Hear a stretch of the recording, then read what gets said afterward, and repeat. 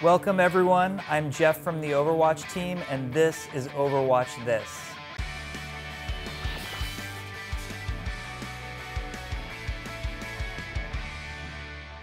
Hello Internet and welcome to episode 54 of Overwatch This. Ben Barrett here, joined by Mr. Matt Perslow. Hi there. The Mercy to my Moira. And today we're going to be talking all about the post-Blizzcon special. It was a good show. Yeah, it was a very good show. Really good show, actually. Whether you enjoy Overwatch or indeed all of Blizzard's games, I think you probably had a pretty good time. If you're watching it, I definitely recommend the opening ceremony. If for some reason you haven't watched it yet, that is completely free. So they announced Moira. Yep. She's pretty rad. Very rad. Talk a bit about her in a second. Blizzard World, super cool looking map. That was only at BlizzCon, right? It's not on the PTO. Yeah, not yet. So I played a single game on that. That's how much time I had while I was at the show. They also showed the Reinhardt short, which was brilliant. Yeah, excellent. Really, really possibly good. Like the best one they ever did. So we're going to focus on those in a second. There was a bunch of Overwatch panels while the show was going on. There was the Overwatch Archives panel where they showed a bunch of stuff from development, including like unused heroes. Yeah. Mama Hong. Yes. Wow. Wow. What a woman. That eh? was. Why was did we not get fantastic. Mama Hong? Where's Manslaughter and Mama Hong? Jetpack Cat. They talked a bit more about that after I think they mentioned it to GameSpot first. Like yeah, the 6 legend months that ago or was. something. Yeah. Yeah, and there was also AK-47 Bear Zarya, who I mean, that's what I want. Yeah. Is instead of the Zarya we have now, the Zarya that dual wielded AK-47s while raiding a bear, that also dual wielded AK-47s, but only when she used her ultimate. There was a bunch of other panels as well. The Stay a While and Listen panel was really worth watching. I watched that last night, actually. There was a little bit from Jeff Kaplan on that, where he just kind of talked about how he ended up making the game and his life and that sort of thing. And I found that super interesting. And if you kind of are a fan of Kaplan as well as the game, that's worth catching up on. All that's on the virtual ticket. I expect it will also probably show up on YouTube eventually. If not from an official source, it does seem to... Certain things have already started cropping up, I think. Yeah, you can already watch like the 13 minutes of alpha footage or something, right? Yeah, yeah, which has got the original in-test animation for Death Blossom, which is just the best thing I've ever seen. Absolutely fantastic. If only that had made it to the live game. It was all pretty good. It was a really good show. I was kind of worried about this one. Like, you know, we were talking about it beforehand. We weren't sure exactly what they were going to announce. There is stuff that they kind of still need to talk about and deal with that they didn't get into in a big way, like the competitive season changes, stuff like that. I expect we'll hear more about that as we head into 2018. The map will be 2018. So will like a bunch of other changes they were talking about. Didn't really talk about the toxicity stuff either. But yeah, you know, it was a good show. But let's talk about Moira. Evil Mercy, then, Matt. Yeah, that would appear what we've got with Moira. We've got an androgynous Evil Mercy with a really nice, slight Irish accent. Yeah, yeah, and some incredibly Irish voice lines among everything else. If you want to see all her skins and just cosmetics, emotes, victory poses, all the rest of it, even her sprays, which are particularly good actually, and many of them seem to be hilarious meme/anime references. We've got a video of all of that over on the channel, so please go take a look at that. So I played one game with her on Blizzard World. There was maybe 4 Moiras in that game, which is actually pretty low for a new character at BlizzCon. When we were playing Sombra, it was all Sombras. For Moira, people seem to want to see, you know, what she was good against and what she was bad against and that sort of thing. It seems like she's pretty good at everything. Yeah, she is. I mean, I was talking to you about this yesterday. I actually think it's the best first impression I've ever had of a new hero that they've put in. Sombra felt awkward when she first showed up. Doomfist was just really hard to play. Anna was slightly really fiddly, hard to play as well, just because of how her kit works. Moira has a lot of complicated stuff to her, but I feel like it kind of flows together a bit nicer. Yeah, and I think the other thing is kind of like, as you'd know if you've watched the show a lot, I play a lot of Mercy, and I think she's related to Mercy in a lot of the ways that she does. She actually feels like a combination of Mercy and Zenyatta to a degree. So essentially she's got a healing beam, which works a little bit like the Mercy beam, but it's more of a spray, it's like super short range, but it can heal multiple people at once, and it like leaves a heal over time on them. So if they just kind of dash through it, you'll still get a little bit of healing onto them. But it has like a limit on how much. Yeah, it's got ammunition technically, hasn't it? It's got a biotic sort of like limit that you can spray out, and to replenish that, you leech from people, right? Yeah, you have to do damage. It recharges. In the build I was playing, it was recharging incredibly slowly. I wouldn't be surprised if they turned that up a little bit. But yeah, I like that kind of. It's a bit yin and yang. Like you know, you have to do damage to heal people. But I think it'll keep it interesting exactly how she works. And her, like the initial charge on her heal is not so low that she's going to be useless if she isn't dealing damage to people, which, you know, would be a worry. I like how short range she is, but, you know, she has these orbs. Yeah, so these are kind of like her answer to Order of Discord and Order of Harmony, right? Yeah. So you bounce them out, and when you select them with E, I think it's attached to, the game says, would you want to use a healing orb or do you want to use a damaging orb? Yeah. And you fire that into the world, and it sort of bounces around, and like almost like the tether lines that come off Orissa's kind of thing. Spray around and it damages the things it comes close to. If it is the purple one or if it is the yellow one, it heals. It heals them. And it's a really cool idea. Yeah, it's super sweet. Like it's balanced in an interesting way where it has like a maximum amount of damage / healing it can do. All her cooldowns are actually reasonably short as well. I think it was 10 seconds on that one, and then there's a dash which only has a 6-second cooldown.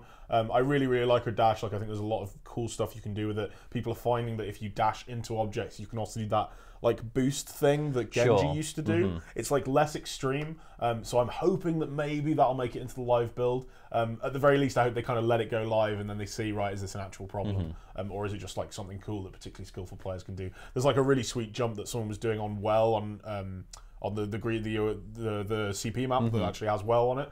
Where you like ramp up onto something and then you like 180 in the air and land on a piece of terrain that was behind you, and it's like a really cool skip that, you know, would be useful in various tactical situations. If, you know, maybe not in like competitive or that sort of thing, but, you know, just when you're kind of messing around, it'd be a lot of fun to use.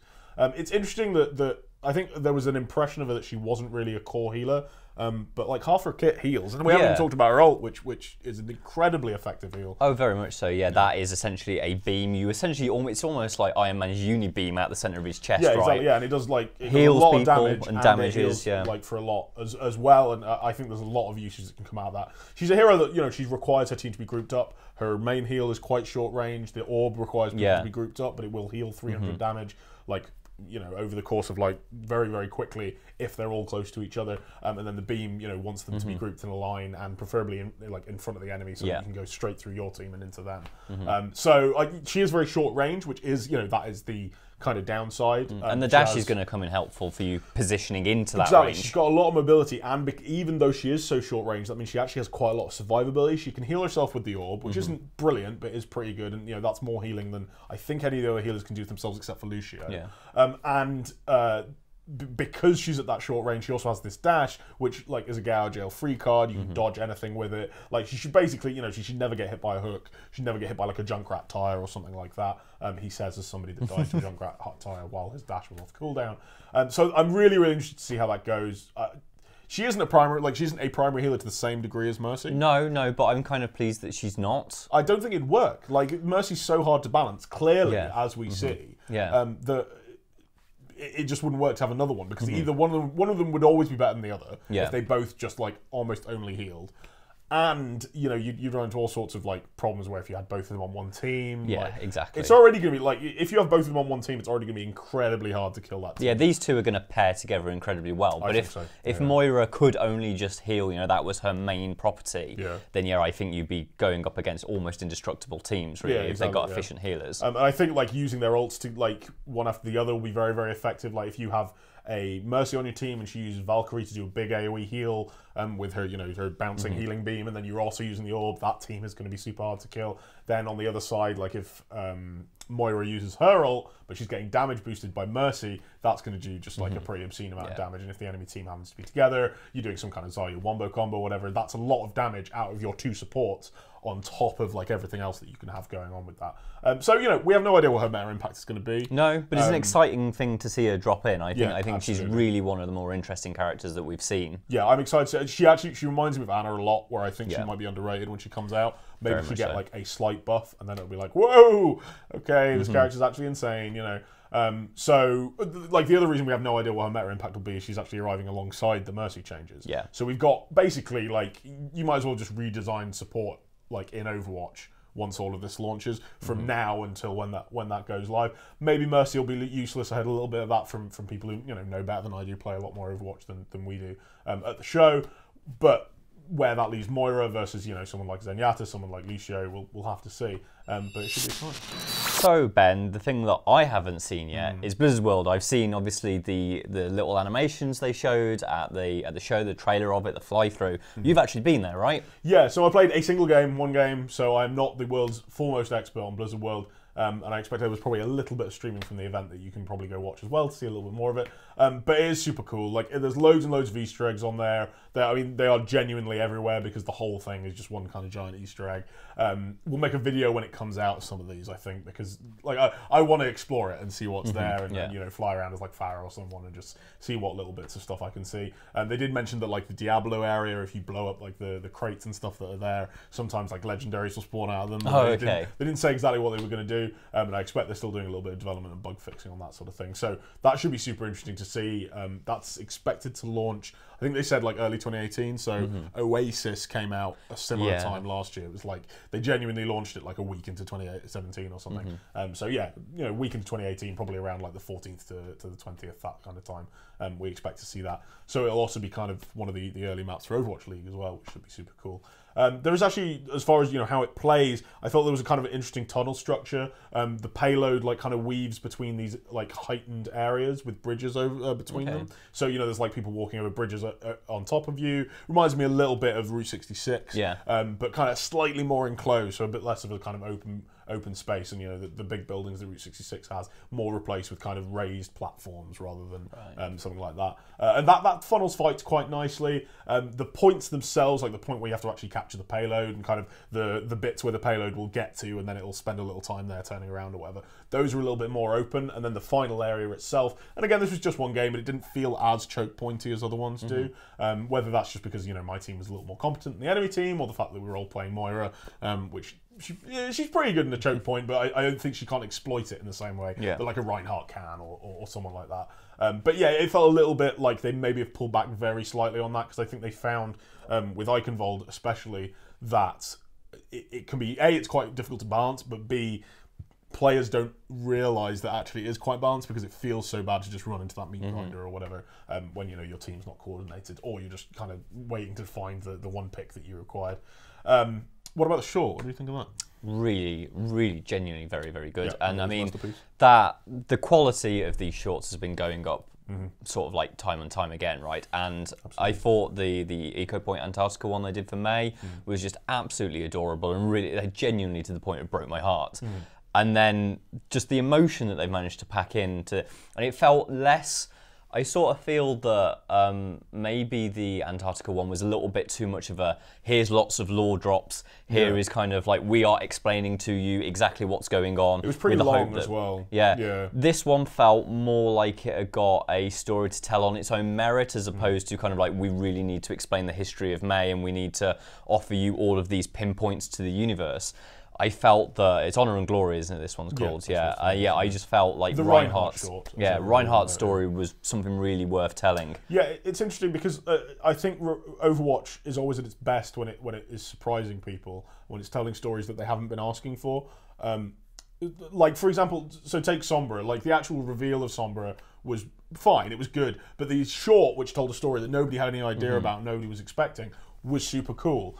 The Reinhardt short, which isn't the story anybody was asking for, everyone was like, oh, okay, yeah, we kind of know the plot of Eichenwald, okay. Now we actually know the plot of Eichenwald, we know what actually happened, and we got like, super cool little moments that no one's ever thought about, with someone like dual-wielding Reinhardt hammers. Yeah. That was super cool. The audience didn't pop off as much for that as personally I was expecting, but I thought that was really nice. And it was a little more action-packed, which I think is good. I think that maybe the May one, they tried something different with that. I think they tried to do a lot of, like you say, storytelling, and not so much kind of explosions and big cool robot war type deal. And this was like, okay, let's get a little bit back towards that, while still injecting that kind of emotion in there. It's quite blunt. The Overwatch story is quite blunt in general. But I think they have managed to work with that, where they're like, right, we want to use these kind of blunt storytelling techniques because, kids like it. It's easy to get into. It's like a short little thing that you can enjoy, and it's going to make people interested in the game. But they still manage to mix that with proper storytelling and interesting action scenes or whatever it is they happen. I mean, it's like with these characters, like we might not technically we don't really know who Reinhardt is because he is just a man in armor that we stomp around with, but we've managed to create this attachment over, like, it's essentially a year and a half now that people have been playing as Reinhardt. And like, he's been there to protect you and stuff like that, or, you know, he's been there to sit on the payload and get you through, or not do his job, as a lot of people tend to find. Charge off the edge. And so you automatically have this attachment to the image of the character, and then just adding that, you know, extra flavour on top of him.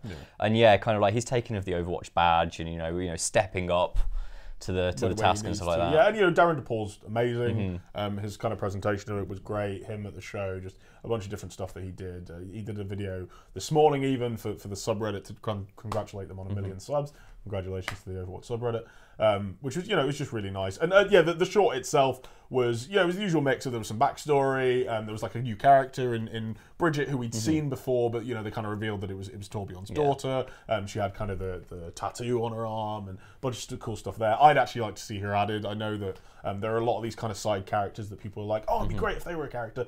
She's actually one that I feel pretty strongly about. I'd like to see her, and it'd be interesting to see maybe like a kind of twist on Torbjorn's. I'd like to see another engineer character. Yeah, like Torbjorn's theme without it being the engineer from TF2, with all the problems that come with that. And it inched the story forward, but as usual, it didn't really.